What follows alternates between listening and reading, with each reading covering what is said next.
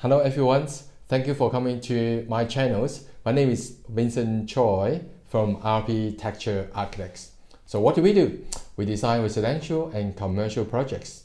But today, I want to share with you some tips in doing renovations. With the recent housing boom in Melbourne, there's a lot of first-time buyers and also a lot of people buying into school zones. For those who has enough money, they will buy brand new homes. But for some of the people, probably most of the people, they can buy into some old estates, some old houses. And what they want to do, they want to renovate the place. And sometimes people want to exercise the design flair and to add values to the properties. But you know that it is not simple. For some cases, I've seen instead of adding massive values to the properties, I think they literally destroying the value of the house. Let's look at these two interesting examples today. The first one I want to share with you is at Mount Waverley. It's come across to my desk, when this plans came to me. This is an old house. I haven't seen the house, but it's only the floor plan. It's probably easily 70, 60 years old house. If you look at the layouts, the living rooms is at the top corner, and there's 3 bedrooms. The really weird layouts that I've seen is that if you open the main door, it look into blank wall, and literally it's a corridor, probably it's only a meters wide. I've seen similar layouts in Box Hills and Berlin before. This is the 3rd time I have seen this sort of layout. It's really not pleasant. It's really, for me, it's horrible layout. But anyway, let's look at it. What the things the designer probably have done something wrong here. Let's see whether you can spot it too. If you look at the plan, the designer put in a really nice kitchens at the back. You look at it, it is good size kitchens, probably easily 4 to 5 meters in width, and follow to the kitchen that is a walk-in pantry, good size walk-in pantry. Now, what becomes really weird and funny here is you have to walk through, the pantry into your ensuite. Now, this house is only 1 ensuite, so this must be the master bedroom, I think. Have a look at this. This ensuite bathroom, there's no window. And one more, this ensuite bedrooms is less than 3 by 3, and it is literally failed the regulations. If you look at the rooms next to the master bedroom, it is a studio. The studio can only access from the decking area.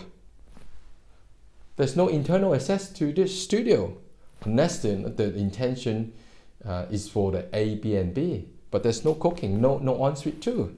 So I find that this is really a funny layout. I don't think it will add value to the house. And one more, for the size of a house like this, you can't just have one single lock-up garage. You need to have at least double garage. And one more, I'm not sure if people pay attention to this. I find that a lot of people may miss out one important factors. In Melbourne, north light is so important. Look at this extension, literally sitting the extension at the northern part of the land. Why? You're not getting the north sun. They should, what the solution should be, they have to design the new extension at the southern part of the land, so you can open up to plenty of north light. And north light is so important to Melbourne's winter. So with all these tips, I'm sure instead of adding values, to the properties, if you have this layout built, I don't think you're adding values to it. So let's look at the second example, which I find is interesting too. This is quite decent design projects in Camberwell. Just one small tips, I want to pass it on to the developers and those who is interested in doing design. If you pay attention to the main door, when you open up to the main door, you literally with almost like only 20 cm. It is the first step of the stairs to upstairs. Now, one thing for sure for Chinese, and for those who believe in feng shui, that is called bad feng shui. And some of the people hated this design, I can tell you. And to fix this is not that hard. And one of the practical things besides, and it's not being superstitious, it's just safety too. Imagine if someone have an accident, touch wood. If someone happens to roll down, it's just hitting the main door. It's not really safe, isn't it? And second thing is there's practical reason. If you have children, in the house, people walk in and up, or in and out of the house to upstairs without people knowing at the ground floor. That's not smart.